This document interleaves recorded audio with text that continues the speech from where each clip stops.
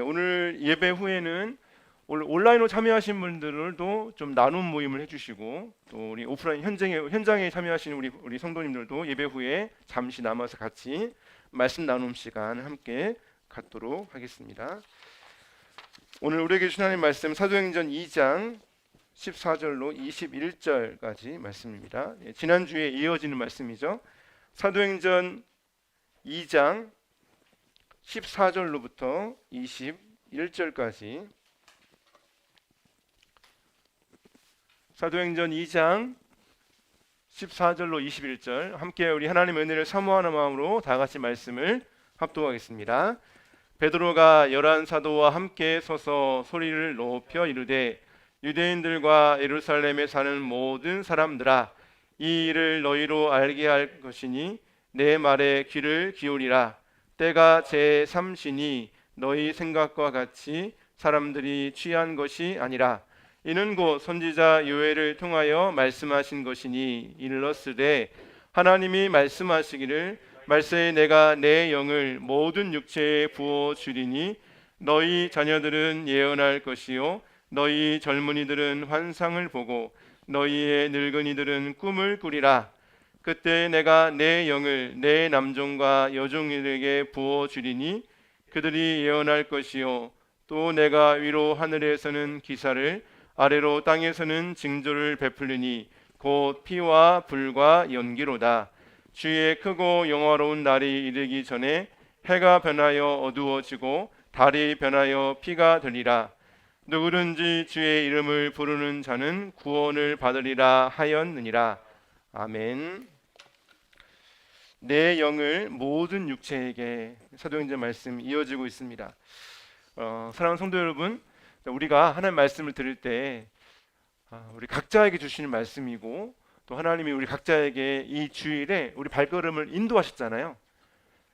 그렇기 때문에 우리 각자에게 주실 은혜를 사모하면서 우리 말씀을 좀 들었으면 좋겠습니다.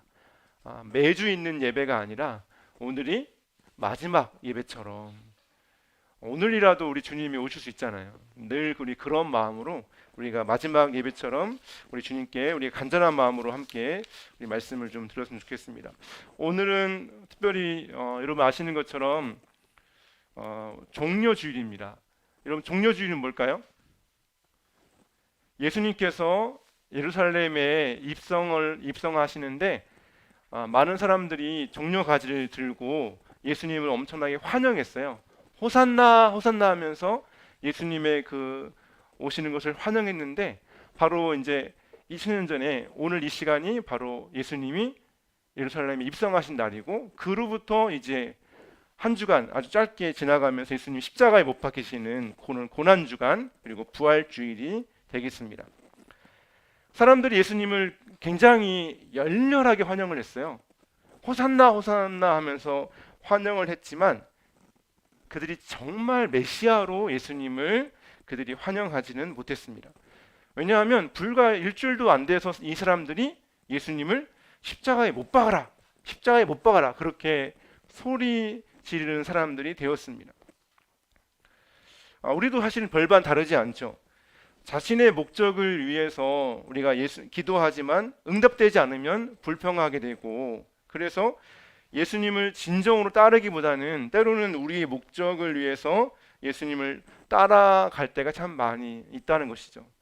그렇기 때문에 우리에게 절대적으로 필요하신 분이 바로 성령이세요. 성령께서 우리의 눈을 열어서 예수님이 누구신지, 그가 무엇을 위해 오셨는지, 그가 주시기를 원하시는 구원이 무엇인지, 그를 통해 이루어지는 하나님 나라가 어떤 것인지를 바로 그리스도가 우리에게 보게 하시고 알게 하셔서 예수를 단지 나의 문제 해결과 나의 소원 성취를 위해서 있는 분이 아니라 그분이 진정으로 우리에게 주와 그리스도가 되시는 것을 알게 하시는 분, 그것을 보게 하시는 분, 그것을 믿게 하시는 분이 바로 성령님이십니다.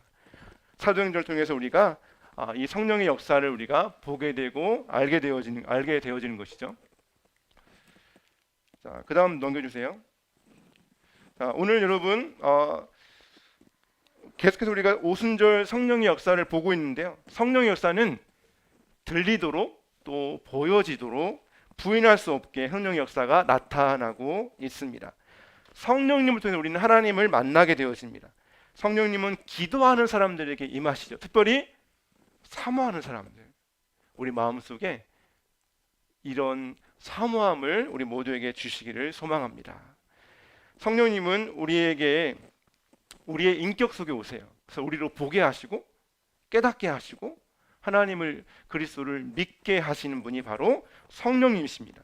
우리의 생각과 우리의 마음과 우리의 의지를 이끌어 주시죠. 그래서 우리의 삶을 진정으로 하나님이 원하시는 삶을 살아가도록 우리를 이끌어 가시는 분이 바로 성령 하나님이십니다. 얼마나 우리가 자주 우리의 욕심과 또 우리의 염려 속에 살아갑니까? 때로는 좌절하고, 때로는 분노하고, 때로는 비교하고, 때로는 판단하고, 때로는 신앙의 침체 속에서 주저앉고, 때로는 아무것도 하지 못하는 영적인 무기력 가운데 우리가 있지 않습니까? 성령이 우리 안에 역사하실 때만이 우리가 온전히 하나님을 예배하고 믿음으로 살아가도록 우리 안에 역사하신다는 것이죠. 지난주에 본 것처럼 성령이 임하시니까 방언이 터졌습니다. 무려 15개 이상의 지역의 언어로 방언이 터졌습니다. 바벨탑의 저주가 끊어졌죠. 놀라운 회복이 일어났습니다. 세상의 모든 언어로 동시다발적으로 성령의 역사가 나타납니다. 이것은 15개의 언어로 성령의 이 방언이 터졌다는 것은 하나님의 역사가, 성령의 역사가 전 세계적으로 드러나게 되고 나타날 것을 보여주는 것입니다. 이걸 옆에서 본 사람들은 굉장히 혼란스러웠어요. 이 사람들이 이게 뭐냐? 혹시 이 사람들 술 취한 거 아니냐? 이렇게까지 그들이 오해를 하는 것을 보습니다. 너무나 놀라웠죠. 어떻게 이런 일이 일어날 수 있을까? 상상을 초월합니다. 어떻게 보면 자신의 경험을 초월합니다. 그런데 부인할 수가 없어요. 그런데 또 받아들이기는 또 어려운 것이죠. 자, 이 상황 속에서 베드로가 강하게 선포하죠. 같이 말씀 읽어볼까요? 베드로가 11 사도와 함께 서서 소리를 높여 이르되 유대인들과 예루살렘에 사는 모든 사람들아, 이 일을 너희로 알게 할 것이니 내 말에 귀를 기울이라. 때가 제3시니 너희 생각과 같이 사람들이 취한 것이 아니라. 여기 보니까요, 베드로가 이제 일어나서 말씀을 전하는데 왜 안 넘어가나 했더니 그만하고. 자, 베드로가 어떻게 합니까? 거침없이 이야기합니다. 그런데 이것은 베드로 개인의 말이 아니었어요. 이것은 성령께서 베드로로 하여금 지금 하나님 말씀을 전하게 하는 하나님의 말씀이었습니다. 즉 설교였죠. 베드로의 설교가 나타나는데, 설교는 자기 생각을 이야기하는 것이 아니라 하나님의 뜻을 전하는 것입니다. 그래서 설교를 인간의 말로 받아들이게 되면 말씀 속에서 때로는 우리가 시험에 빠지기도 하고, 또 때로는 졸음이 오기도 하고, 또 마음속으로 그렇지, 설교는 짧을수록 좋지, 이렇게 생각하기 쉽다는 것이죠. 인간의 이야기로, 어떤 제도로, 어떤 형식으로, 예배의 어느 한 순서로 설교가 드려지는 것이 아니라 이것이 오늘 나에게 주시는 하나님의 말씀으로, 예배는 하나님과 그 백성과의 만남입니다. 아멘. 그러므로 말씀은 인간의 생각이 전해진 것이 아니라 하나님이 오늘 이 말씀을 통해서 오늘 나에게 설교자의 입술과 마음을 통해서 전하시는 것이죠. 그러므로 성령에 감동된 설교, 그 설교자가 우리에게 필요한 것입니다. 그래서 우리 성도님께서 저를 위해서 특별히 기도해 주시는 건 너무너무 중요하죠. 베드로의 설교는 어떤 정치나 또 어떤 경제나 어떤 철학에 대해서 이야기하지 않았습니다. 그 당시에 여러분 아시는 것처럼 로마의 지배 아래 있었고, 경제적으로 정치적으로 매우 어렵고 혼란스러웠습니다. 그런데 성령은 그거에 대해서 자세하게 이야기하지 않았습니다. 성령은 하나님의 역사를, 그것을 설명하고 나타내는 것이 성령에 통해서 드러난 베드로의 설교였습니다. 우리 삶에 많은 중요한 것이 있죠. 소중한 것도 많이 있습니다. 그러나 가장 중요한 것은 하나님의 생각, 우리를 향한, 우리 교회를 향한, 이 시대를 향한 하나님의 생각, 그것이 여러분 우리 삶에서 가장 중요합니다. 아멘. 하나님의 뜻이 어디 있는가? 이 코로나 상황 속에서 하나님의 뜻이 어디 있는가? 하나님이 이 하루의 삶을 통해서 나에게 주시는 뜻이 무엇인가? 그것이 여러분 가장 중요한 것이죠. 그래서 하나님의 뜻, 하나님의 인도하심에 삶의 우선순위를 두는 것입니다. 하나님은 왕이시고 그분은 주권자시며 그분은 통치자시며 그분은 모든 것을 다스리시는 하나님이십니다. 많은 사람들이 자기의 우선순위를 하나님께 두지 않습니다. 우리가 믿는다고 얘기하지만 실제로 나의 삶 속에서 정말 열매 맺지 못하는 것들, 정말로 배부르게 하지 못할 것들을 우리가 우선순위 삼을 때가 여러분 얼마나 많이 있습니까? 그리스도인의 삶 속에서 가장 우선은 하나님의 뜻, 그 뜻을 전하는 것, 그래서 영혼을 살리는 것, 영혼을 구원하는 것, 이것이 하나님의 뜻이고 성도들이 가장 먼저 바라봐야 할 관점이죠. 누구를 만나도 우리가 가장 먼저 보아야 할 것은 그에게 생명이 있는가, 그가 그리스도를 알고 있는가, 그 하나님을 그가 알고 있는가, 그리스도와 인격적인 관계 속에 머물러 있는가. 여러분, 이것이 우리에게 가장 중요한 우선순위가 되어야 한다는 것입니다. 자, 여러분, 베드로가 설교합니다. 그런데 중요한 것은 11 사도와 함께 서서 베드로가 말씀을 전하고 있다는 것입니다. 베드로는 말씀을 전하는 대표의 역할이지 그가 혼자 자신의 개인의 말을 하고 있는 것이 아니라는 거죠. 11 사도와 함께 서서 사도의 권위를 가지고 성령의 인도하심 속에서 말씀을 전하고 있습니다. 오늘날 설교는 너무나 개인적인 주장으로 우리가 생각하기 쉬워졌습니다. 그래서 개인의 생각으로 말씀을 우리가 받아들이게 되어지면 마음에 다가오지가 않습니다. 누가 설교하든 하나님의 말씀을 가지고 그것을 나에게 전해주고 있다면 그것은 바로 하나님의 말씀입니다. 물론 말씀을 가지고 분별해야 되죠. 그 말씀이 정말 말씀인지. 120명의 공동체적으로 성령이 임했습니다. 그리고 사도들이 다 함께 서서 베드로가 대표로 말씀을 전했습니다. 놀라운 것은 시간적으로 보니까 때가 뭐라고 했어요? 제3신이. 자, 여러분, 제3신은 몇 시일까요? 새벽 3시일까요? 유대인의 시간으로 보면 제3신은 오전 9시입니다. 유대인의 시간은 아침 6시가 시작이에요. 그래서 시간으로 가기 때문에 제3신은 오전 9시가 되는 거죠. 근데 여러분 생각해 보세요. 오전 9시에 성령이 임하시고 역사하십니다. 보통 여러분 9시에 뭐 하세요? 직장인들은 대부분 출근해서 하루를 시작하는 시간이고 학교는 이제 공부하는 시간이잖아요. 오전 9시, 보통은 오전 9시, 정신이 가장 맑을 때. 그리고 왠지 오전 9시는 어떤 자기의 일, 어떤 공부나 삶의 일터에서 우리가 뭔가 삶을 시작하는, 자기의 삶을 시작하는 시간으로 보통 우리가 생각하죠. 그런데 성령은 그때 임하신 거예요. 자, 여러분 뭘 얘기해 줍니까? 성령의 역사는 뭐 할 수 없다? 우리 생각으로 제한할 수 없다. 성령이 꼭 밤 9시에, 성령이 꼭 부흥회 때, 성령이 꼭 저녁에 늦은 시간에 불 꺼놓고 간절히 기도할 때만 성령이 임하시는 분이 아니라는 것이죠. 성령의 역사하심은 제한할 수 없습니다. 가장 강력한 성령의 역사가 예기치 못하는 놀라운 시간에 일어나게 되었다는 것이죠. 성령의 사건은 인간의 계획을 통해서 나타난 사건이 아니었습니다. 인간적이 아닌 하나님이 하시는 것이죠. 여러분, 교회의 주인은 누구십니까? 교회의 주인은 그리스도시죠. 그래서 교회의 주인은 하나님이시죠. 하나님이 우리를 사랑하셨기 때문에 우리가 여기 있는 거예요. 아멘. 사람이 마음으로 그 길을 계획할지라도 그 걸음을 인도하시는 분은 하나님이십니다. 우리가 어떻게 예배할 수 있습니까? 하나님이 우리로 하여금 하나님을 예배하도록 이 자리에 우리를 불러주신 거예요. 아멘.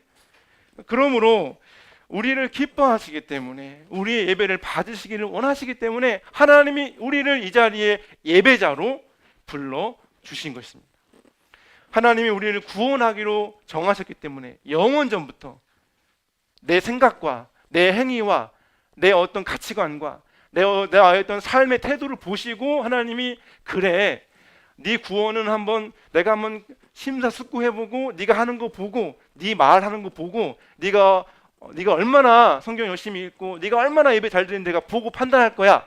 이렇게 하나님이 우리 구원을 우리의 행위를 보고 판단하시면서 결정하시는 것이 아니란 것이죠. 우리가 아직 죄인 되었을 때 하나님께서 우리를 사랑하심으로 당신의 아들을 우리에게 내어주심으로 하나님의 사랑을 우리에게 보여주셨습니다. 우리를 흠이 없고 거룩하게 하시려고 택하셨어요. 아멘. 거룩하기 때문에 택한 것이 아니라 거룩하고 흠이 없게 하시려고. 아멘.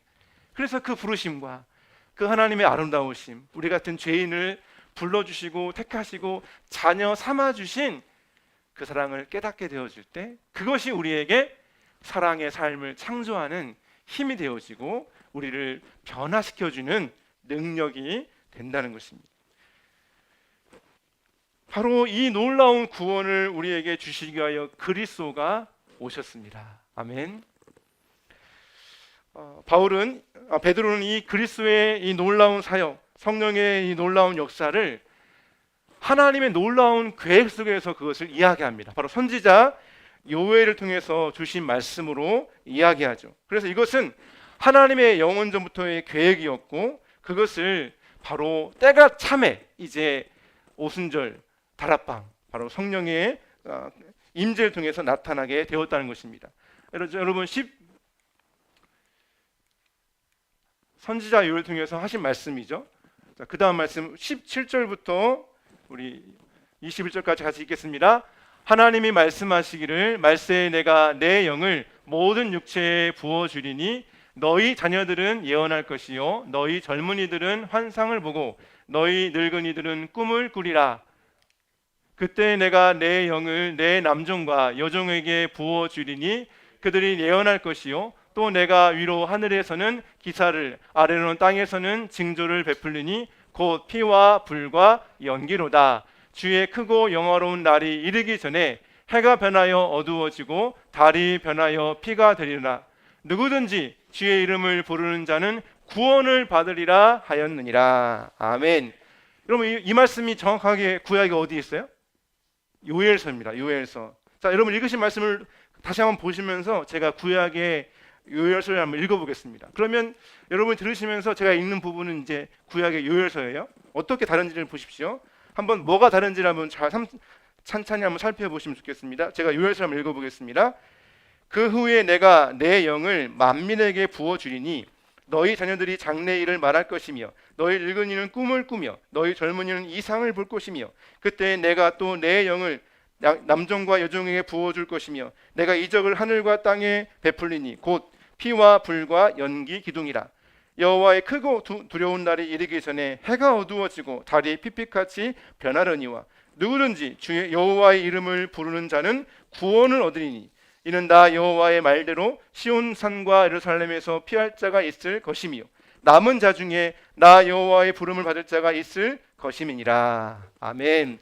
자, 여러분 사도행전에 지금 베드로가 말한 이 부분과 요엘 선지자가 이야기한 이 부분을 같이 보셨는데요. 여러분 어떤 부분이 다릅니까? 예, 그렇죠. 여호와 하나님 그리고 또 다른 부분이 뭐가 있죠? 거의 똑같죠? 거의 똑같은데 처음 부분에 나온 부분이 제일 중요한 게 하나 있어요. 처음 부분에 뭐가 다를까요? 이건 아니에요. 처음 부분에 자, 맨 처음에 단어가 다른 부분이 있어요. 맨 처음에 17절에 하나님이 말씀하시기를 말세라고 했는데 지금 베드로는 지금 말세라고 했죠? 근데 요엘은 뭐라고 해요? 요엘은 그 후에라고 했습니다. 그러면 이게 어떻게 다른 걸까?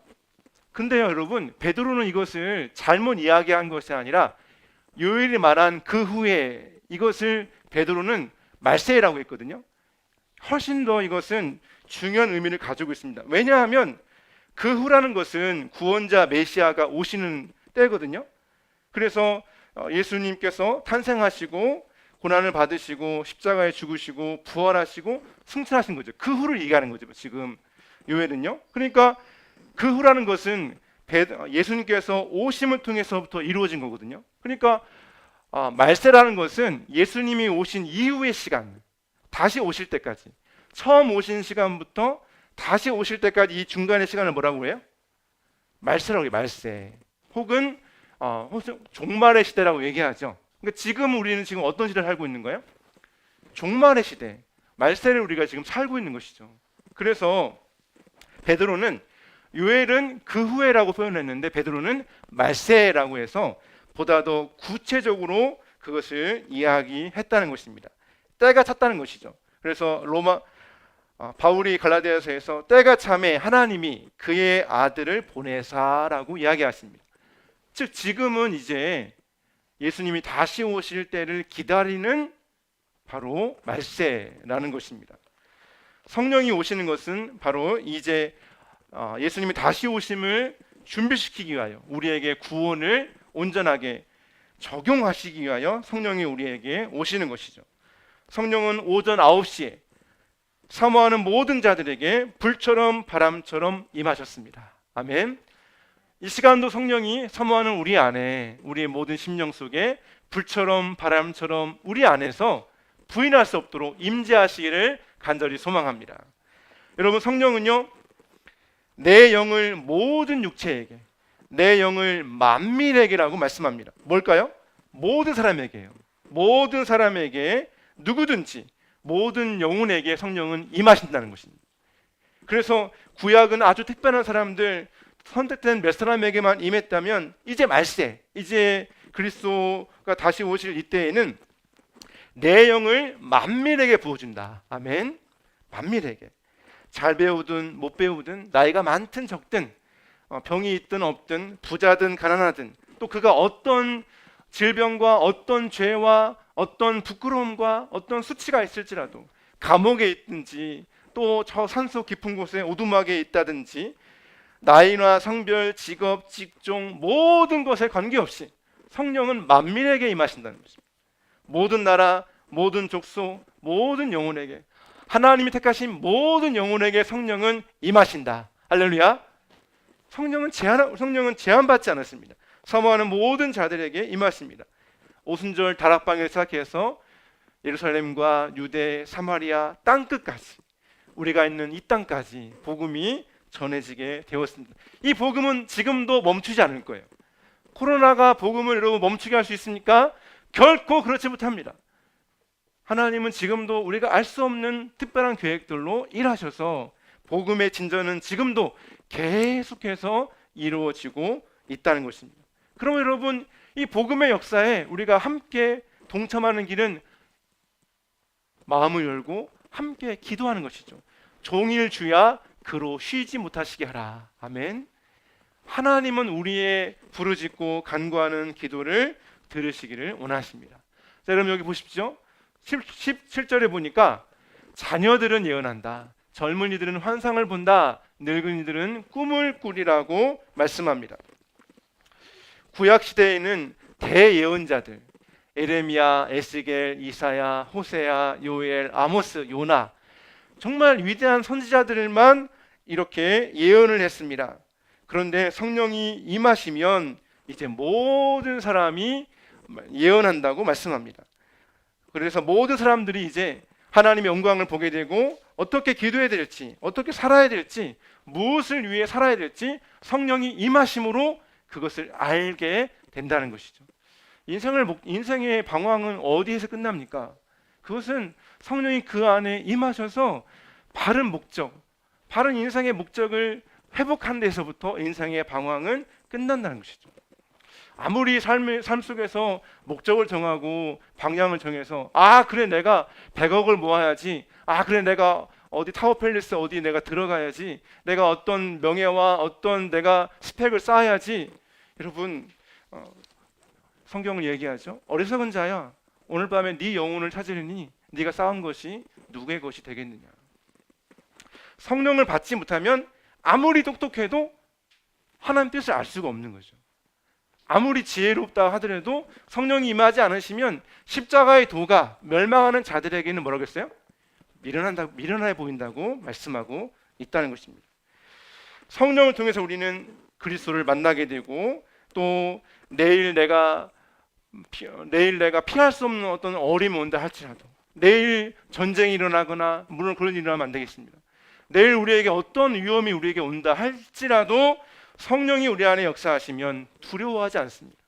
사방으로 우겨쌈을 당하여도 쌓이지 않습니다. 답답한 일 당하여도 낙심하지 않습니다. 성령이 우리 속에서 우리로 담대케 하시고 하나님의 주권을 온전히 붙잡게 하십니다. 하나님이 우리 안에 우리를 인도하시면 천만이 나를 에워싼다 할지라도 나는 두려워하지 아니하리로다. 여러분, 우리 인생을 인도하는 것은 사람이나 환경이 아닙니다. 조건이 아닙니다.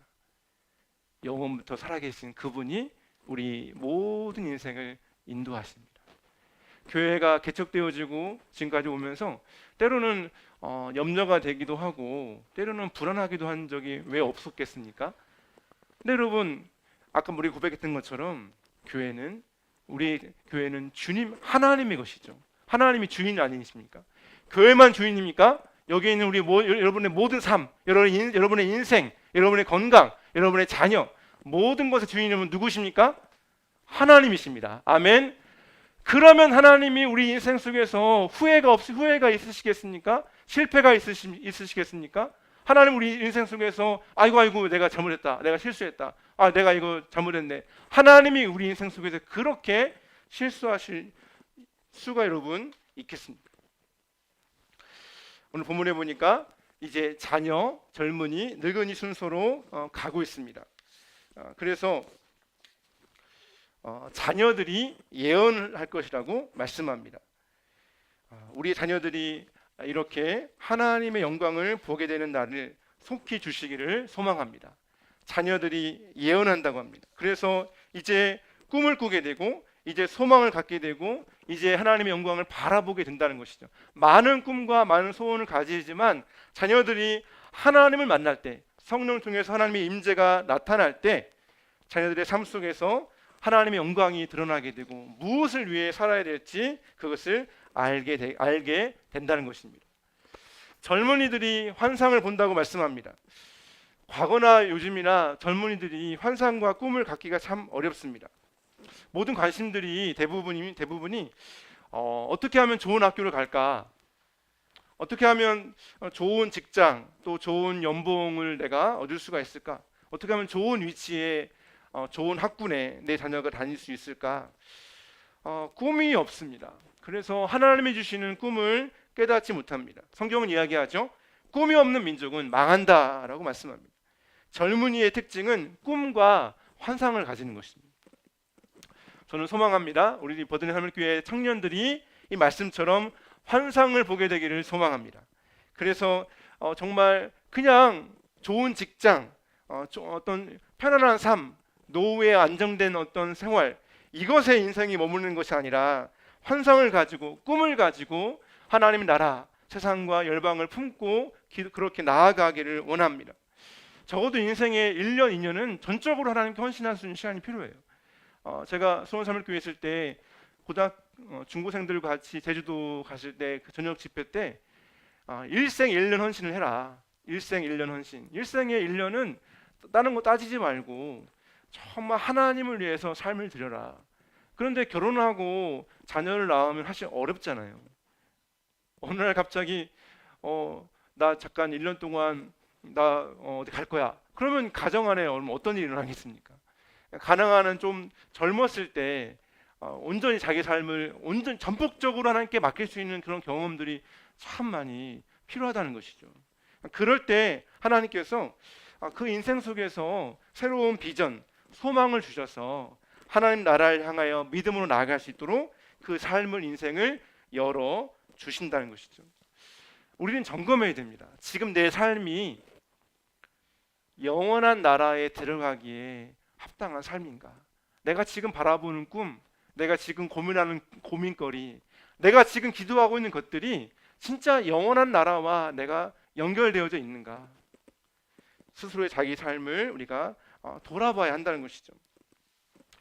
코로나가 끝나기를 우리가 간절히 소망하지 않습니까? 반드시 끝날 거예요. 아멘. 근데 그거보다 더 분명한 것은 하나님의 나라가 지금도 우리에게 오고 있다는 것이죠. 그 나라는 멈추지 않습니다. 제가 군대 들어갈 때 보니까 딱 들어가는 첫날 자대 배치 받은 것도 아니고 보충대에 들어가는 첫날 화장실에서 야 이제 제대하려면 750일 남았다. 들어가는 첫날부터 얘기하더라고요. 와, 750일이 그러면 휴가는 꿈이고 제대는 전설이라는데 750일이 올까? 오더라고요. 물론 지금도 가끔은 군대의 꿈을 꿉니다. 너무 오래됐는데도 가끔은 꿈을 꾸더라고요. 하지만 이미 지나간 날이었고 그렇게 결국은 오지 않을 것 같은 시간도 분명히 오더라고요. 코로나도 반드시 끝날 겁니다. 그리고 우리 삶 속에서 많은 일들이 이제 이루어지게 될 것입니다. 그런데 가장 분명한 실제, 어떤 것으로도 막을 수 없고 어떤 것으로도 거부할 수 없고 반드시 임할 실제가 있는데 그것이 바로 하나님의 나라입니다. 아이들이 소풍 갈 거를 얼마나 꿈꾸며 기다립니까? 오늘 아침처럼 이렇게 비가 올 때 소풍날 저도 한 두 번 정도 비가 왔던 것 같은데 비가 오는 날 학교에 가가지고 소풍날 그냥 강당에 모여서 도시락 먹고 왔던 기억이 있습니다. 되게 좀 낙심이 되죠. 소풍날 그렇게 하니까. 어린아이들이 소풍을 기다리는 것보다 소풍은 비가 오면 천둥이 치면 코로나가 심각해지면 소풍은 못 가죠. 근데 여러분 하나님 나라는 어떻습니까? 아무리 원수가 그것을 막아도 아무리 어떤 시험이 온다 할지라도 그 나라는 1분 1초도 지체되지 않고 지금도 우리에게 오고 있다는 사실입니다. 할렐루야. 그 나라를 바라보는 삶이 우리에게 가장 중요한 실제가 되어지기를 간절히 소망합니다. 그 나라가 실제가 되는 것은 바로 지금 이 순간부터 내 안에서부터 그 나라가 시작되어야 됩니다. 하나님 나라는 여기 있다 저기 있다는 것이 아니라 바로 너희 안에 하나님 나라가 임한다고 주님 말씀하셨죠. 우리 안에서 하나님이 주시는 은혜와 평강, 그분이 주시는 사랑과 희락과 화평과 자비, 양선, 충성, 온유, 절제, 성령이 주시는 이 열매들이 우리 속에 맺혀질 때 우리 속에서 하나님 나라를 이미 우리 안에 임하게 된다는 것입니다. 늙은이들이 꿈을 꾼다. 이제 사실 이제 요즘으로 번역했으면 어르신들은 꿈을 꾸리라 이렇게 번역했을 텐데 조금 어감이 좀 그렇죠. 그런데 그 번역상에서 이제 이렇게 되어졌는데요. 자, 어르신들이 꿈을 꾼다고 했습니다. 여기서 얘기하는 어르신들은 이제 은퇴를 하신 분들이에요. 근데 여러분 은퇴는 사실은 마음이 어렵습니다. 왜냐하면 공직이나 어떤 직장에서 안정된 위치, 직업, 지위, 이사, 사장, 부장 여러 위치에 있다가 은퇴하게 되면 이제 모든 것을 다 내려놓잖아요. 미래에 대한 불안감이 있고 또 건강에 대한 염려가 있지 않습니까? 자녀들은 아무리 해도 이해 못합니다. 왜냐하면 늙어보지 않았기 때문이죠. 나이가 든다는 것이 무엇인지 사실 자녀들은 잘 모릅니다. 물론 저도 나이가 아직 많지는 않기 때문에 진짜 은퇴나 나이가 많이 들었다라는 느낌을 저도 다 이해할 수는 없겠죠. 은퇴가 이루어지고 물론 자식도 어느 정도 재정도 친구도 친척도 있다 할지라도 여전히 두려운 것이 나이를 먹는 건 은퇴하는 것이죠. 그런데 무엇입니까? 성령이 임하면 어르신들이 꿈을 꾼대요. 아멘. 우리 이민자 성도님이 오늘 오셨으면 좋았을 텐데 우리 교회에 이제 가장 나이가 많으신 우리 이민자 성도님, 우리 박태성 어르신 있는데 어르신들이 꿈을 꾼다고 말씀합니다. 그래서 성령이 교회에 임하시면 바로 이 어르신들이 소망을 가지고 일어나게 된다는 것이죠. 모세는 120세가 되어도록 그 눈이 흐려지지 않았습니다. 여호수아 갈렙을 보세요. 그들은 백발의 청년이었어요. 보기에는 백발이 많았지만 그들의 마음은 여전히 청년이었습니다. 이 시간에 우리 보게 될 고백이 바로 그 85세 된 할아버지의 고백인데요. 같이 읽어볼까요? 이제 보소서 여호와께서 이 말씀을 모세에게 이르신 때로부터 이스라엘이 광야에서 방황한 이 45년 동안을 여호와께서 말씀하신 대로 나를 생존하게 하셨나이다. 오늘 내가 85세로 돼 모세가 나를 보내던 날과 같이 오늘도 내가 여전히 강건하니 내 힘이 그때나 지금이나 같아서 싸움이나 출입에 감당할 수 있으니 그 날이 여호와께서 말씀하신 이 산지를 지금 내게 주소서. 당신도 그날에 들으셨거니와 그곳에는 아낙 사람이 있고 그 성읍들은 크고 견고할지라도 여호와께서 나와 함께 하시면 내가 여호와께서 말씀하신 대로 그들을 쫓아내리라 하니. 할렐루야. 여러분 이것이 누가 어떻게 85세 할아버지의 고백이라고 할 수 있습니까? 그 땅에는 아낙 사람이 있다고 했어요. 아낙 사람들은 그 가나안 땅에 거인들이 있어요. 거인들. 그래서 보통 누구죠? 골리앗이 보통 이 아낙 계열이라고 얘기하죠. 그렇게 하시는, 그리고 크고 견고하다고 했습니다. 그 큰 사람들이 세운 성이 얼마나 견고하겠습니까? 거기에는 지금의 말하는 탱크나 전차 같은 철병거가 있는 땅이었습니다. 가장 견고한 땅입니다. 그런데 이 갈렙 할아버지가 그 땅을 내가 지금도 가서 싸워서 내가 그 땅을 차지하겠습니다. 왜 그렇습니까?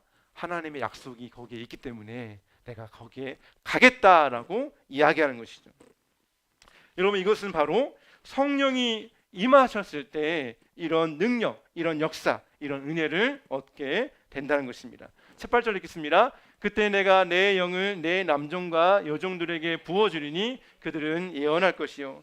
여러분, 이 좋으신 성령님을 보십시오. 남종과 여종에게 부어준다고 말씀합니다. 신분이나 지위 고하를 막론하고 모든 자들에게 성령의 은혜를 부어 주신다고 했습니다. 아까 우리 어르신 얘기할 때 우리 김종성 선생님 빼먹었네요. 권사님에게도 그 은혜가 임하게 될 것입니다. 예수를 믿는다는 건 엄청난 하나님의 역사가 일어나게 된다는 것입니다. 성령 역사를 사모하는 모든 자들에게 이 역사가 일어나게 될 것입니다. 누구만 임하는 것이 아니라 하나님의 은혜를 사모하는 모든 자들에게 이 영광이, 이 은혜가 임하게 될 것입니다. 모든 육체에게, 만민에게 이 영광을 부어준다고 말씀하고 있습니다. 우리 마지막 절 같이 한번 읽겠습니다. 또 내가 위로 하늘에서는 기사를, 아래로는 땅에서는 징조를 베풀리니 곧 피와 불과 연기로다.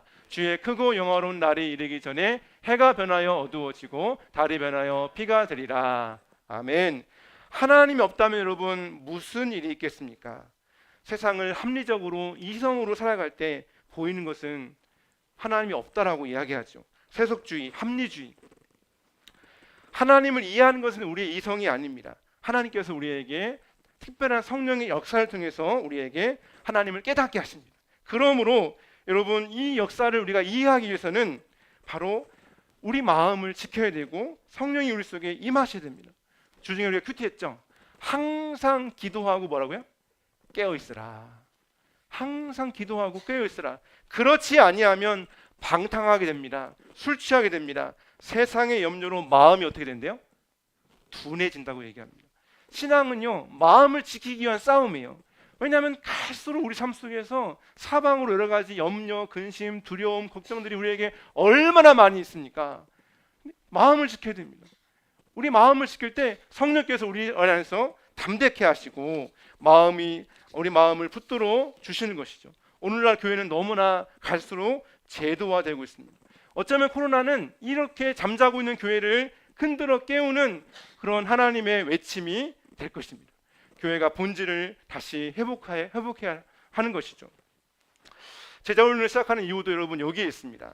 우리가 제자훈련을 하면서 다시 한번 이렇게 성령이 우리 안에 임하시도록, 깨어있도록, 마음을 지킬 수 있도록 해야 하는 것이죠. 베드로가 이야기합니다. 은과 금은 내게 없거니와 내게 있는 것으로 내게 주느니 나사렛 예수 그리스도의 이름으로 일어나 걸으라. 할렐루야. 오늘날 교회는 금도 있고 은도 있고 교회도 있고 차도 있지만 예수의 이름이 점점점 약해져 가고 있지 않습니까? 교회 안에 생명을 건 기도, 교회 안에 정말 이런 성령의 역사, 교회 안에 이런 뜨거운 하나님의 은혜가 여러분 갈수록 교회 안에 너무나 약해져 가고 있다는 것이죠. 성령의 역사가 일어나야 됩니다. 다시 하나님이 이 땅의 교회를 회복시키셔서 주님의 오심을 예비하는 나라, 예비하는 교회가 되어야 됩니다. 지구상의 어느 교회만큼은 이 진리를 지켜야 돼요. 서구 교회, 미국 교회들이 지금 너무나 많이 무너져 가고 있습니다. 진리를 지키고 믿음 안에서 깨어있는 교회, 누구든지 주의 이름을 부른 자는 구원을 얻으리라. 할렐루야. 이 역사를 나타내는 교회가 되어야 한다는 것이죠. 이제 우리 말씀을 마치겠습니다. 이번 주가 여러분 이제 오늘 종료주일이고 이제 한 주간 고난 주간을 시작합니다. 예수님을 우리가 올바로 이해하기 위해서는요, 그분의 고난을 반드시 여러분 이해해야 합니다. 예수님이 마지막 고난의 길을 가시는데 아무도 예수님을 이해를 못했어요. 오해했어요. 자신들의 영광을 위해서 예수님이 뭔가 줄 것처럼. 그런데 여러분, 아무도 예수님 이해 못하는데 예수님은 묵묵히 그 길을 가셨어요. 에이씨, 안 해. 예수님이 이렇게, 야, 내가 이렇게 하는데 아무도 날 이해 못하는구나. 진짜 너희들 너무한다. 이렇게 예수님이 그냥 기부업, 포기해버렸다면 어떻게 되겠습니까? 예수님은 그 걸음을 멈추지 않았다는 것이죠. 여러분, 왜 예수님이 그 걸음을 멈추지 않았습니까? 우리에게 진정한 기쁨, 진정한 만족, 진정한 소망, 진정한 하나님 나라를 우리에게 주시기 위해서 주님이 그 걸음을 멈추지 않으셨다는 것이죠. 보이는 이 세상이 전부가 아니라 바로 영원한 하나님의 나라를 우리에게 주시기 위하여 우리에게 이 고난 주간을 주님이 당신의 그 길을 걸어가셨다는 것입니다. 여러분, 한 주 동안 여러분 어떻게 보내시겠습니까? 저는 이 자리에 이제 좀 텐트를 치고 좀 이 자리에서 이제 기도하면서 자려고 하는데요. 이게 제 생각이 아니라 우리 총회에서 이번 주간만큼은 모든 교회 목회자들이 강단에서 자면서 간절히 기도하면 좋겠다. 그렇게 좀 안대가 왔더라고요. 너무 사실 중요한 시기이기 때문에 그렇죠. 여러분, 한 주 동안 어떻게 보내시겠습니까? 그리스도의 고난을 우리가 깊이 묵상하며 첫 번째 간절히 기도하기를 소망합니다. 그리고 그 고난의 그리스도의 고난을 깊이 마음에 묵상하기를 합니다. 누구를 위한 고난이었습니까? 누구를 위한 십자가의 길이었습니까?